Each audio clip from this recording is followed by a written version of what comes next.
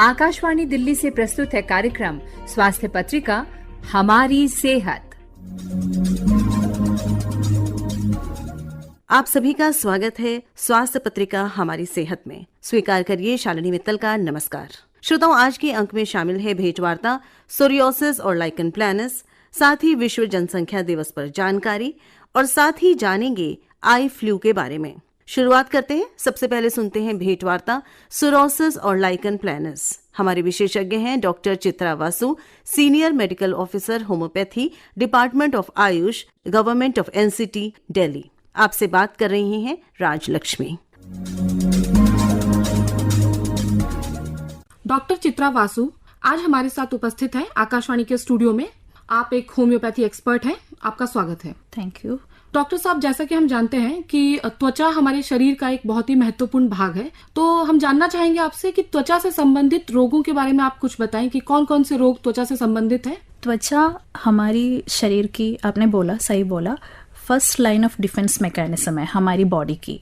जो भी है हमारी मन या शरीर को पसंद नहीं है, वो तुरंत पहले स्किन में ही रिएक्शन आएंगे। पहले माइंड के बारे में हम उतना ध्यान नहीं देते, बट बेसिकली ऐसी होता है। So coming to the point, हमारी ओपीडी में जो जो आता है इम्पॉर्टेंट कॉमन बीमारियां मैं बोलती हूँ। एक तो आता है एक्जिमा, इन अक्यूट या क्रॉनिक फॉर्म में आता है। उसके अंदर ही आता है अलग अलग atopic dermatitis, seborrhoeic dermatitis, gravitational eczema etcetera, so and so. And then another category आता है पैपुलोस्क्वेमस डिसऑर्डर। उसमें आता है सोरियासिस, लाइकन प्लैनस जैसे बीमारियां। फिर इन्फेक्शियस डिसीज होता है जैसे टीनिया इन्फेक्शन या रिंगवोर्म। अदर फंगल इन्फेक्शन भी होता है।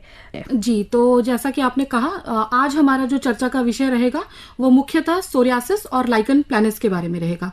डॉक्टर साहब, सोरियासिस और लाइकन प्लैनस ये कौन सी बीमारी है, इनके बारे में हमें कुछ जानकारी दीजिए। ये दोनों एक पर्टिकुलर कैटेगरी है पैपुलोस्क्वेमस डिसऑर्डर्स, उसमें आता है सोरियासिस और lichen planus. Psoriasis compare to lichen planus, psoriasis की इंसिडेंस ज़्यादा है हमारी ओपीडी में। सो सोरियासिस में क्या होता है, अपनी स्किन में उभरी हुई लीशन आता है लाल रंग की, उसमें खुजली भी होता है, वही है। एंड लाइकन प्लैनस के बारे में बात करें तो वो है ना, थोड़ी फ्लैट लीशन है और थोड़ा वायलेट कलर या पर्पल या बैगनी रंग की वही होता है, उसमें भी खुजली होता है। सो दोनों में ये है, वो पपड़ी निकलता है, क्योंकि इसलिए मैं बोल दिया पैप्यूल और स्केल, ये दोनों होता है। तो जैसा कि हम समझ पाए, इसका मतलब यह है कि सोरियासिस और लाइकन प्लैनस इन दोनों में कोई लिंक है या अगर कोई अंतर है तो उसके बारे में हमें बताएं। हाँ, क्योंकि इसलिए मैं पहले बोल दिया, दोनों पर्टिकुलर, क्योंकि उनकी पैथोलॉजी के अनुसार हम क्लासिफाई कर रहे हैं, मतलब पैथोलॉजी दोनों की एक तरीके से सेम है, इसलिए पैपुलोस्क्वेमस के अंडर क्लासिफाई कर दिया, क्योंकि दोनों में पैप्यूल और स्केलिंग होता है। सो बेसिकली वही है, और इन दोनों की इटियोलॉजी भी पता नहीं है, और उसमें ये हमारी इम्यून स्टेटस जब एक इम्बैलेंस होने वक्त ये आता है। इसलिए दोनों में ये बोलता है, जब कोई भी नॉर्मल सेल्स को अटैक करता है, हमारी बॉडी की सेल्स नॉर्मल सेल्स को अटैक करता है, एंड एज ए रिजल्ट दोनों में क्या होता है, सेल ग्रोथ बहुत रैपिड हो जाता है, और हमारी स्किन की टर्नओवर पीरियड नॉर्मली 40 to 56 होता है, वो रिड्यूस होकर 4 से 7 तक आता है। सो इसलिए इतनी ये ओल्ड स्किन ऊपर आने वाला वो टाइम है ना, बहुत कम हो जाता है। सो बिल्कुल इतनी पपड़ी निकलते हैं। सो बेसिकली वही, ये दोनों में ये मैकेनिज्म होता है।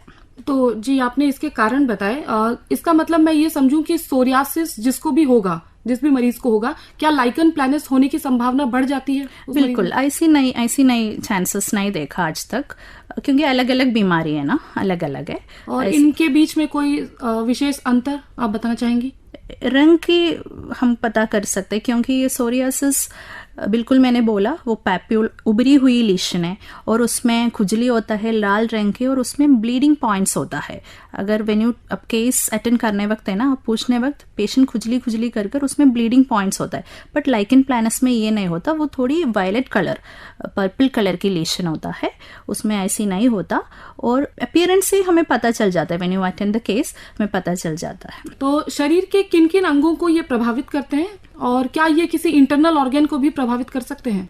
पहले मैं शरीर की किन किन अंगों के बारे में बात करती हूँ। सोरियासिस यूजुअली अपने स्कैल्प में आ सकते हैं, और अपनी ट्रंक, बैक साइड और अपनी एक्सट्रीमिटीज, अपना लिम्स पर भी आ सकता है। और लाइकन प्लानस भी ऐसी है, वो अपनी यूजुअली लिम्स में आता है एंड ओरल मुंह के अंदर भी आ सकते हैं और अपनी जेनाइटल ऑर्गन्स में भी इसका अफेक्शन है, एक्चुअली प्रेडिलेक्शन है। तो मैम, हम अपने श्रोताओं को ये भी बताना चाहेंगे कि कौन लोग हैं जो इससे ज़्यादा प्रभावित हैं।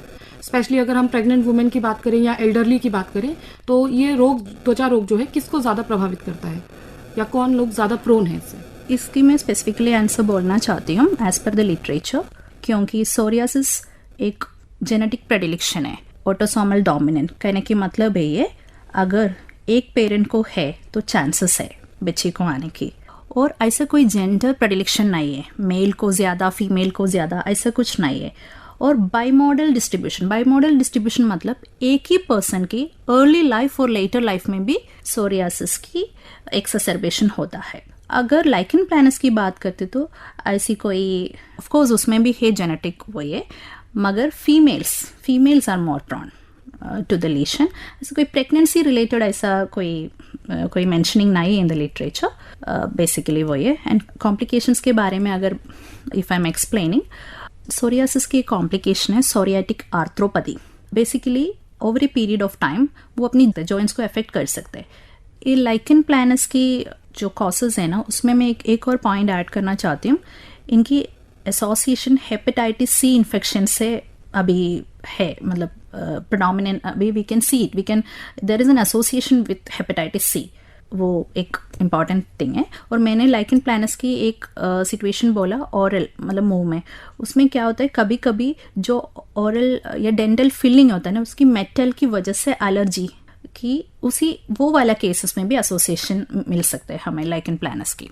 सो ये बहुत इंपॉर्टेंट पॉइंट है, क्योंकि कॉम्प्लिकेशन सोरियासिस की बेसिकली इतनी एक्सटेंसिव स्किन लीशन होने वक्त क्या होगा, हमारी जो पूरा जनरलाइज्ड सोरियासिस भी हो सकते हैं पूरा बॉडी में। सो क्या होगा, ये पूरा प्लेक्स है ना, अपने आप से मर्ज होकर एक एरिथ्रोडर्मा जैसे सिचुएशन, उसमें बहुत प्रोटीन लॉस हो सकता है, that is little bit dangerous. And secondary bacterial infection भी सुपर एडेड हो सकता है सोरियासिस में। फिर सोरियाटिक आर्थ्रोपैथी अपनी जॉइंट्स में भी अफेक्ट कर सकते हैं, that is also very painful. And another thing that खुजली की वजह से ना पेशेंट को नींद प्रॉपरली नहीं मिल सकते, सो वो भी एक स्लीप डिस्टर्बेंस ऐसे हो सकता है। एंड इवेंचुअली अपनी लॉस सेल्फ एस्टीम की वजह से थोड़ी सी डिप्रेसिव फेज में भी चल सकते। So you have to give, we doctors have to give some sort of that support, and that is very important, क्योंकि मैंने बहुत सारा चीज़ देख लिया, they are very depressive है ना, वो अपनी confidence भी कम है owing to this obviously ये appearance की वजह से basically, and there is an association with cardiovascular disease also हो सकता है, एंड हाइपरटेंशन का भी एसोसिएशन है सोरियासिस में। लाइकन प्लानस का ऐसी एक्चुअली वो सेल्फ रिसोल्यूशन है, अपने आप से ठीक हो जाता है, 2-3 महीने आकर अपने सोरियासिस की तरह नहीं है। अगर ज़्यादा सिम्टम्स है तो खुजली परसिस्ट कर दिया तो you have to consult the physician.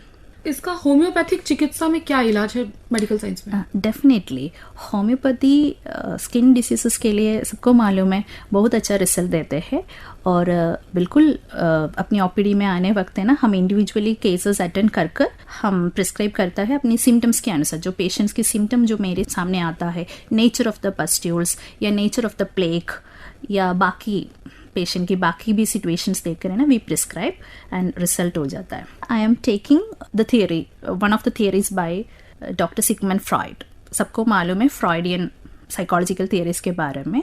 सो उन्होंने एक थियरी फॉर्मुलेट कर दिया, theory of suppression and repression, क्योंकि according to this theory all the human beings are born with a number of desires, and सब डिजायर्स है ना फुलफिल नहीं होता है, हमको पता है। सो हम क्या करता है, हम सारा हमारी ये डिजायर्स को सप्रेस करता है in order to live normally, but कुछ सिचुएशंस होता है उसी टाइम अगेन दोबारा ये जो डिजायर्स है ना आगे आएगा, अगेन हम सप्रेस करते हैं। So this process is called repression and suppression. So basically मैंने ऑब्जर्व कर दिया, ये जो ज़्यादा ट्रॉमेटिक सिचुएशन या बहुत चीज़ अपनी पेनफुल सिचुएशन, अपनी ट्रॉमा अगर प्रॉपरली हील नहीं किया तो ना ये बिल्कुल स्किन कंडीशंस के रूप में आते हैं।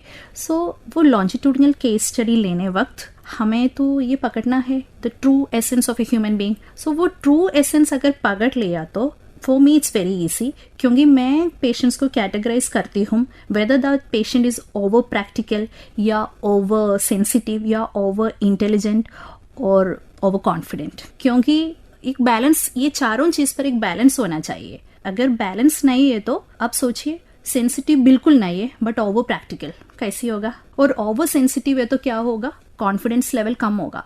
सो दिस डिफरेंस, एंड मैं अपनी मेडिसिन को ऐसी कैटेगराइज कर रखी हुई है and I prescribe in that way and that is offering cure to my patients. जी, आखिरी में डॉक्टर साहब हम आपसे जानना चाहेंगे कि जैसा कि आप जानते हैं कि बारिश का मौसम है, तो इस विषय में आप हमारे श्रोताओं को त्वचा संबंधित रोगों से बचाव के लिए क्या संदेश देना चाहेंगे? बिल्कुल, क्योंकि अभी बारिश की मौसम है, सबको मालूम है, सबको पसंद भी है, जैसे माइक्रो ऑर्गेनिज्म को भी उनका भी बहुत फेवरेट मौसम है, इसलिए हमको तो फाइट करना पड़ेगा उनके खिलाफ, है ना। सो बेसिकली कुछ पर्टिकुलर डिसीजेस है, स्कैबिस, इंडोट्रिगो या टीनिया इन्फेक्शन और एक्जिमा ऑल्सो, क्योंकि डैमनेस बहुत ज़्यादा है ना, और ये सब पर्टिकुलर डिजीज इसमें ये बारिश वाला मौसम में बहुत अधिकतर देखने को मिलता है। एंड स्कैबिस थोड़ा हम ध्यान से देखना है, क्योंकि बिल्कुल वो कंटेजियस डिसीज है, फैमिली की सब मेंबर्स को स्प्रेड हो सकता है। So little bit we have to take care of that thing, and वो ये, एंड इसका प्रिकॉशंस के बारे में अगर बात करना चाहते हो ना, you have to avoid street food firstly, और अपने आप को हाइड्रेट करना, वार्म ड्रिंक से हाइड्रेट करना बहुत इंपॉर्टेंट है, एंड डैमनेस अवॉइड करना है। ऑलवेज कैरी योर अम्ब्रेला, क्योंकि eczema sometimes you know rain exposure से भी अगर सेंसिटिव है तो you can develop urticaria and all. So ये सब आप ध्यान रखना बहुत इंपॉर्टेंट, एक्सरसाइज प्रॉपरली, ये सब प्रिकॉशंस कर सकते हैं। डॉक्टर चित्रा वासु, आपका बहुत बहुत धन्यवाद, आपने इतनी महत्वपूर्ण जानकारी हमारे श्रोताओं के साथ साझा की। धन्यवाद। Thank you. सोरियासिस और लाइकन प्लैनस, अभी आप इस विषय पर जानकारी प्राप्त कर रहे थे डॉक्टर चित्रा वासु से। आप सीनियर मेडिकल ऑफिसर होम्योपैथी की हैं, department of Ayush, government of NCT, Delhi में। आपसे बात कर रही थी राजलक्ष्मी। कार्यक्रम में आगे सुनिए विश्व जनसंख्या दिवस पर जानकारी दे रही हैं श्रृंगारिका उपाध्याय। किसी भी देश की ताकत उसकी जनसंख्या ह्यूमन रिसोर्स के तौर पर उसके लिए उपयोगी हो सकती है, लेकिन जब चीजें अनकंट्रोल हो जाए तो वो नुकसानदायक भी हो जाती है। वैसे ही अधिक जनसंख्या किसी भी देश के लिए परेशानी का कारण बन सकती है। इसीलिए हर साल 11 जुलाई को विश्व जनसंख्या दिवस मनाया जाता है। ये दिन जनसंख्या के मुद्दों के महत्व पर गौर करने के लिए समर्पित है। इसे संयुक्त राष्ट्र द्वारा 1990 में स्थापित किया गया था, जब वैश्विक जनसंख्या ने 5 अरब का आंकड़ा पार किया था। इस दिन का मुख्य उद्देश्य जनसंख्या वृद्धि के प्रभावों, परिवार नियोजन, लैंगिक समानता, गरीबी, मातृ स्वास्थ्य और मानव अधिकारों जैसे महत्वपूर्ण मुद्दों पर ध्यान आकर्षित करना है। इस दिन विभिन्न कार्यक्रम, सेमिनार और चर्चाएं आयोजित की जाती हैं ताकि लोगों को इन विषयों के बारे में जागरूक किया जा सके। संयुक्त राष्ट्र के मुताबिक गर्भावस्था या प्रसव के कारण हर 2 मिनट में एक महिला की मृत्यु हो जाती है। इससे संघर्ष की स्थिति में मौतों की संख्या 2 गुनी हो जाती है। तेजी से बढ़ती आबादी दुनिया भर में पर्यावरण के लिए कई बड़े खतरे पैदा कर रही है। साथ ही ये लोगों की आय में कमी, भूखमरी की स्थिति और पर्यावरण से जुड़े बदलाव का कारण बन रही है। इसके कारण कृषि योग्य भूमि की कमी हो जाती है, जिससे खदान उत्पाद भी प्रभावित होते हैं। जनसंख्या में वृद्धि के कारण वस्तुओं की कीमतें भी तेजी से बढ़ रही है और वस्तुओं की आपूर्ति के अनुरूप नहीं है। इससे आने वाले दिनों के लिए कई गंभीर चुनौतियां खड़ी हो सकती है। बढ़ती जनसंख्या से निपटने के लिए परिवार नियोजन जैसे समाधान मौजूद है, लेकिन जागरूकता की कमी के कारण जनसंख्या पर काबू नहीं पाया जा रहा। दुनिया के तमाम देशों में बढ़ रही आबादी को नियंत्रित करने के लिए लोगों को जागरूक करने के उद्देश्य से प्रतिवर्ष 11 जुलाई को विश्व जनसंख्या दिवस यानी वर्ल्ड पॉपुलेशन डे मनाया जाता है। इसलिए ये जरूरी है कि हम सब जनसंख्या दिवस के प्रति जागरूक हो और लोगों में जागरूकता फैलाएं। इस बात का संदेश पूरे समाज में दे कि छोटा परिवार सुखी परिवार। अभी आप श्रृंगारिका उपाध्याय से सुन रहे थे विश्व जनसंख्या दिवस पर जानकारी। कार्यक्रम में आगे बहुत कुछ है, सुनते रहिए कार्यक्रम हमारी सेहत। आप सुन रहे हैं कार्यक्रम स्वास्थ्य पत्रिका हमारी सेहत। मॉनसून के समय की आम परेशानी होती है आंख आना या आई फ्लू। आई फ्लू या कंजक्टिवाइटिस के बारे में समझने और इससे बचाव के तरीके जानने के लिए हमने आज आमंत्रित किया है डॉक्टर सुनीता दुबे को। हमारा विषय है आई फ्लू, कारण, लक्षण और बचाव। आपसे बात कर रही हैं शालिनी मित्तल। नमस्कार श्रोताओं, आज हमारे साथ स्टूडियो में है डॉक्टर सुनीता दुबे। आप नेत्र रोग विशेषज्ञ हैं। आज हमने सोचा हम आपसे जानकारी प्राप्त करते हैं आई फ्लू के बारे में।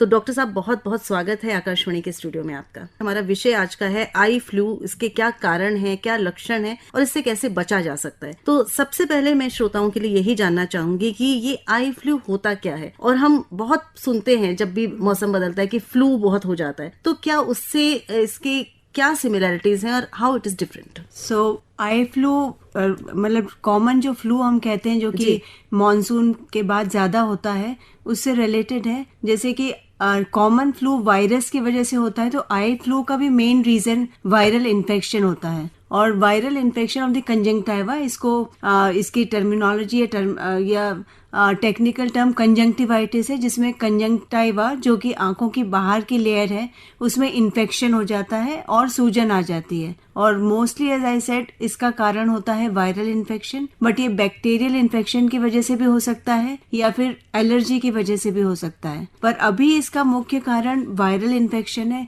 और मेन कारण जो इसका है वो है एक्सेसिव रेनफॉल, उसकी वजह से, और माहौल भी काफी ह्यूमिड हो गया है। तो ये बैक्टीरिया और वायरस के ग्रो करने का बहुत ही अच्छा साधन है। तो उसमें काफी वायरल इन्फेक्शंस हो रहे हैं। जी जी। तो इसीलिए शायद डॉक्टर साहब हम अक्सर जब बरसात का मौसम होता है तभी सुनते हैं कि आई फ्लू हो रहा है या जनरल फ्लू हो रहा है। तो ये भी बताइए कि इसका कैसे पहचान करें, अगर किसी को आई फ्लू हो गया है तो उसे क्या सिम्टम्स दिखाई देंगे? तो सिम्टम्स नॉर्मली आंखों का लाल हो जाना, आंखों में से पानी निकलना, कीचड़ आना, आंखें सूज जाना, या पेशेंट को ग्रिटीनेस का सेंसेशन होना, ये सारे इसके लक्षण हैं। और पेशेंट्स को जनरली नॉर्मली सिम्टम्स, अगर ड्राइनेस भी होती है तो इतने सिम्टम्स नहीं होते, पर अचानक एक्यूटली जो सिम्टम्स आते हैं वो इस बीमारी के लक्षण हैं। तो आपने जैसे कहा ड्राइनेस से भी यही सिम्टम्स होते हैं, पर ड्राइनेस मतलब एकदम से सिम्टम्स एक्यूट नहीं होते, उसमें क्रॉनिकली आंखें जब ड्राई होती हैं तो ग्रिटीनेस होता है, डिस्कम्फर्ट होता है। पर इसमें आंखों का लाल हो जाना, आंखों में सूजन आना, ये सिम्टम्स ज्यादा होता है। पानी बहना, डिस्चार्ज आना, ये सारे सिम्टम्स होते हैं। और ये संक्रमित होता है, एक पर्सन से दूसरे पर्सन पे फैलता है। तो ये संक्रमण होता है कैसे होता है? मतलब आमतौर पर किन किन चीजों से बचाव करना चाहिए अगर हमें लगता है किसी को है घर में या कार्यस्थल पर, तो कैसे इससे अपना बचाव करें? हाँ, तो I think prevention is better than cure. तो अगर किसी को कंजंक्टिवाइटिस है तो वो अपनी पर्सनल हाइजीन मेंटेन करना बहुत जरूरी है। पर्सनल हाइजीन से मेरा मतलब है कि अपनी आंखों को टच ना करें, और जिसको संक्रमण हो चुका है वो किसी और फैमिली मेंबर के साथ उठे बैठे नहीं। उनको अपने जो पर्सनल बिलोंगिंग्स है, जैसे तकिए हैं या फिर आई मेकअप है या कोई कॉन्टैक्ट लेंस है, वो सेपरेट रखना चाहिए, किसी के साथ शेयर नहीं करना चाहिए। और अपने आंखों को और हाथों को बार बार वॉश करना चाहिए, क्योंकि ये कंटेजियस बीमारी है। तो अगर कोई हाथों को बार बार नहीं धोएगा तो आंखों पे कीटाणु हो सकते हैं, हाथों पे कीटाणु हो सकते हैं, और वो दूसरे पर्सन पे ट्रांसमिट हो सकते हैं। तो ये बहुत इंपॉर्टेंट है कि अपने हाथों को बार बार वॉश करें और हाथों को आंखों पे ना ले जाएं। जी, तो आपने ये कहा कि पर्सनल हाइजीन पे बहुत ध्यान देना है और हाथों को धोते रहना है, और कांटेक्ट में कोई भी चीज जो आप इस्तेमाल कर रहे हैं वो दूसरा ना इस्तेमाल करे। तो ऐसा पीरियड कितने दिन तक का होता है? कितने दिन तक ये इस तरह से संक्रमित कर सकता है एक आदमी दूसरे को? देखिए, डिपेंड करता है कि कितना सिवियर है। कई बार माइल्ड सा प्रॉब्लम होता है, कई बार डिजीज ज्यादा सिवियर हो जाती है। वो सिम्टम्स और साइंस को देख के हमें पता चलता है। तो कई बार इस 3-4 दिन में भी ठीक हो जाता है। और कई बार इसमें 15 से 20 दिन भी लग जाते हैं। तो जब तक आपकी आंखों में एक्टिव साइंस हैं तब तक संक्रमित होने का डर होता है। तो इसीलिए जरूरी है कि जब तक आपकी आंखें लाल हो, उसमें से पानी आ रहा हो, डिस्चार्ज हो रहा, तब तक आप अपना और अपने साथ वालों का बचाव करते रहें। जी, तो हमने ये बात की कि सावधानी क्या, क्योंकि आपने जैसे बोला कि prevention is better than cure, लेकिन अगर पता लगता है कि आई फ्लू है या इस तरह के सिम्टम्स आ रहे हैं तो क्या ट्रीटमेंट होता है इसका? देखिए, जैसे मैंने कहा है कि माइल्ड केसेस में तो ज्यादा ट्रीटमेंट की जरूरत नहीं, क्योंकि वायरल इन्फेक्शन में एंटीबायोटिक आई ड्रॉप्स देने की इतनी जरूरत नहीं होती है। तो सिंपल सिम्टोमेटिक ट्रीटमेंट जैसे lubricating eye drops, tear substitutes use कर सकते हैं, ठंडे पानी की सिकाई कर सकते हैं, या आंखों में कीचड़ आ रहा है तो उसको थोड़ा वार्म वाटर से क्लीन कर सकते हैं। तो जनरली दवाइयाँ सिर्फ आंखों को कंफर्ट देने के लिए होती है, पर अगर सुपर इम्पोज्ड बैक्टीरियल इन्फेक्शन हो गया है आंखों में तो एंटीबायोटिक आई ड्रॉप देने की भी जरूरत पड़ सकती है। तो अगर सिम्टम्स आपके ज्यादा प्रोलॉन्ग्ड हैं या आपको लग रहा है कि आंखें ठीक नहीं हो पा रही 3-4 दिन में, तो ये इम्पोर्टेंट है कि आप किसी ऑफ्थल्मोलॉजिस्ट से कंसल्ट करें ताकि देखा जा सके कि बीमारी ठीक हो रही है या उसके कुछ कॉम्प्लिकेशंस डेवलप हो रहे हैं। जी, तो कॉम्प्लिकेशंस की जब हम बात कर रहे हैं, आपने कहा कॉम्प्लिकेशंस भी डेवलप हो सकते हैं, कुछ जटिलताएं भी आ सकती हैं, तो किस तरह की कॉम्प्लिकेशंस आ सकती हैं और कैसे एक पेशेंट ये अपने आप समझे कि मेरा जो केस है थोड़ा कॉम्प्लिकेटेड है और मुझे जाना चाहिए आई स्पेशलिस्ट के पास, तो ये कॉम्प्लिकेशंस कौन कौन सी हो सकती हैं? नॉर्मली तो कंजंक्टिवा ही इन्वॉल्व होता है, पर जैसे मैंने कहा ये वायरल इन्फेक्शन है, इसमें एडिनो वायरस जो है वो ज्यादा संक्रमित करता है। तो उसमें कॉर्निया जो कि हमारा ट्रांसपेरेंट पार्ट है फ्रंट ऑफ द आई, वो भी इन्वॉल्व हो सकता है। उसमें छोटे छोटे वायरस के इनफिल्ट्रेट्स जमा हो जाते हैं और उसकी वजह से कई बार पेशेंट्स को ब्लरिंग ऑफ विजन भी हो सकता है या फोटोफोबिया जिसमें आंखें प्रॉपरली खुल नहीं पाती है। तो अगर इस तरह के सिम्टम्स हैं तो आप तुरंत ऑफ्थल्मोलॉजिस्ट से संपर्क करें ताकि आपको दूसरे तरह की दवाइयां भी एडवाइस कर सकें। तो इस केस में कई बार स्टेरॉइड्स का यूज भी करना पड़ सकता है। अगर आपकी कॉर्निया इन्वॉल्व हो गई है तो स्टेरॉइड्स का इस्तेमाल भी करना पड़ता है, पर वो अंडर सुपरविजन ऑफ ऑफ्थल्मोलॉजिस्ट, मतलब आप अपने आप स्टेरॉइड्स नहीं ले सकते। जी बिल्कुल, तो उसके और भी कॉम्प्लिकेशंस हो सकते हैं। तो इस केस में जरूरी है कि आप अपने आंखों के डॉक्टर से सलाह करें। जी, जैसे आप बता रही हैं कॉम्प्लिकेशंस में सेल्फ मेडिकेशन बहुत हार्मफुल भी हो सकती है, लेकिन क्या कोई पर्टिकुलर वर्ग है जो ज्यादा प्रोन होता है आई इन्फेक्शंस के और आई फ्लू के, या जैसे किसी को कोमॉर्बिडिटीज हैं या वृद्धजन हैं, बच्चे हैं, या कोई वर्क प्लेस पे ऐसी चीज होती है जो उसको बढ़ावा देती है? देखिए, मेनली तो ऐसा कुछ नहीं है, बच्चे भी इन्फेक्ट हो सकते हैं, एल्डरली पीपल भी इन्फेक्ट हो सकते हैं। हाँ, इम्यूनो कॉम्प्रोमाइज अगर कोई होता है तो उसमें सिम्टम्स और साइंस ज्यादा होते हैं, पर बेसिकली ये क्योंकि एक संक्रामक रोग है इसीलिए क्राउडेड प्लेस में और अगर आपके ऑफिस में या घर में सबको हुआ है तो आपको चांसेस ज्यादा होते हैं होने के। तो इसीलिए किसी को भी ये हो सकता है, अगर आप इन्फेक्टेड पर्सन के कांटेक्ट में आएंगे तो आपको होने के पूरे चांसेस हैं। जी, डॉक्टर साहब आपने बोला शुरुआत में या माइल्ड अगर किसी को होता है तो उसे जरूरत नहीं है डॉक्टर को दिखाने की, अपने आप भी ठीक हो सकता है। तो कुछ घरेलू उपचार है कोई जो करा जा सकता है? एक तो आपने बताया कि ठंडे पानी की सेक की जा सकती है, थोड़ा तो आपने बताया, इस पर आप थोड़ा सा और बताएं अगर विस्तृत जानकारी देना चाहें। उपचार मैं बस यही कहना चाहूंगी कि अपने फ्रीक्वेंटली आंखों को थोड़ा जो डिस्चार्ज आता है या कीचड़ आता है उसको फ्रीक्वेंटली क्लीन करते रहिए। और lubricating eye drops over the counter chemist की शॉप में मिल जाती है, जैसे टीयर आई ड्रॉप्स या किसी भी तरह की ल्यूब्रिकेटिंग, वो आप अपनी आंखों में डाल सकते हैं। पर मैं और कोई घरेलू उपचार जैसे प्याज का रस या कुछ और इस तरह की कोई भी चीज रिकमेंड नहीं करूंगी। जी, आप सिर्फ अपनी आंखों को प्रॉपरली वॉश करते रहिए और ल्यूब्रिकेटिंग आई ड्रॉप्स डालते रहिए। जी, एक बहुत सामान्य सा प्रश्न होता है डॉक्टर साहब, हम जब भी बात करते हैं स्वास्थ्य से रिलेटेड, कि डाइट का बहुत महत्व होता है। क्या इस केस में भी डाइट का कोई महत्व है आई फ्लू के संदर्भ में अगर हम बात करते हैं तो? जी, क्योंकि ये एसोसिएटेड होता है viral infection of the body. ठीक है, फीवर भी इसके साथ साथ हो सकता है, या ये वायरल इन्फेक्शन जब आपको हुआ है, फ्लू हुआ है, तो इसके साथ साथ आपको आई फ्लू भी हो सकता है। तो जनरल हेल्थ के लिए न्यूट्रिशियस डाइट, विटामिन्स, मिनरल्स, मतलब आपको अपनी हेल्थ ठीक करने के लिए ये सब चीजें तो लेनी ही चाहिए। और स्पेशली जब आप बीमार हैं, जब आपको वायरल इन्फेक्शन है, तो आप मल्टीविटामिन ले सकते हैं, अच्छी डाइट ले सकते हैं। बट डायरेक्टली अगर सिर्फ आई फ्लू हुआ है तो मतलब हेल्थ एनीवे ठीक होनी चाहिए, पर उससे डायरेक्टली ऐसा कोई कनेक्शन नहीं है। तब आपको आई से रिलेटेड प्रिकॉशंस लेनी पड़ेंगी, वो ज्यादा इम्पोर्टेंट है। तो निश्चित तौर पर हमारे श्रोताओं को समझ में आ गया होगा कि आई फ्लू से कैसे अपना बचाव कर सकते हैं, क्योंकि इसमें बचाव ही सबसे इम्पोर्टेंट है। आपको बचना है और किसी ऐसे व्यक्ति के कांटेक्ट में नहीं आना है जिसको ऑलरेडी आई फ्लू हुआ है, और इसके कारण और लक्षणों को पहचान कर जल्दी से जल्दी डॉक्टर से मिलना है, जिससे कि किसी भी तरह की जटिलता से बचा जा सके। हम चलें इससे पहले डॉक्टर साहब, हम चाहेंगे कि श्रोताओं को कुछ टिप्स आप जरूर दें कि कैसे अपने आंखों को स्वस्थ रखें और आई फ्लू से बचें। तो आंखों को स्वस्थ रखने का एक ही तरीका है कि अगर आपके ऑफिस में या आपके काम करने की जगह पे लोगों को कंजंक्टिवाइटिस हुआ है, तो आप थोड़ा सा प्रिकॉशंस लीजिए, उस जगह पे जाने से बचिए और अपने हाथों को बार बार वॉश करते रहिए। और अपने हाथों को विदाउट वॉश करे कभी भी आंखों को रब ना करें, आंखों के पास हाथ ना लगाएं। आई थिंक अगर आप ये प्रिकॉशंस लेते हैं तो आप कंजंक्टिवाइटिस से बच सकते हैं। और जो कंजंक्टिवाइटिस से संक्रमित हैं उनको आप एडवाइस करें कि वो थोड़ा डार्क ग्लासेस पहन सकते हैं, वो भी अपने हाथों को बार बार वॉश करें और नॉन इन्फेक्टेड लोगों के पास ना जाएं। और बेहतर होगा कि वो अपने घर में ही कुछ दिन आराम करें, अपने ऑफिस न जाएं, तो जिससे कि बाकी लोगों को ये इन्फेक्शन ना हो।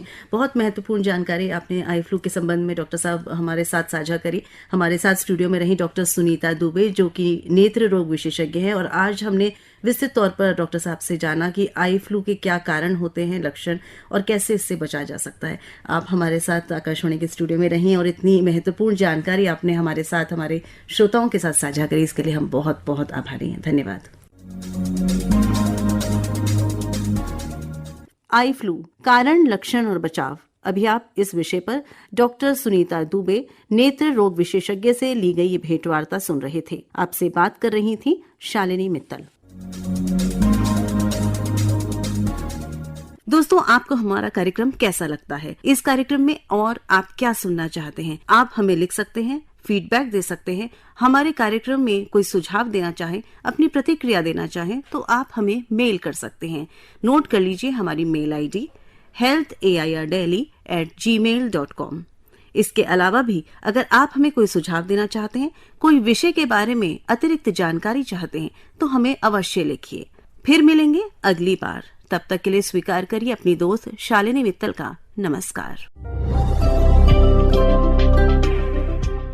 अभी आप आकाशवाणी दिल्ली से सुन रहे थे कार्यक्रम स्वास्थ्य पत्रिका हमारी सेहत। कार्यक्रम की प्रस्तुतकर्ता थी शालिनी मित्तल।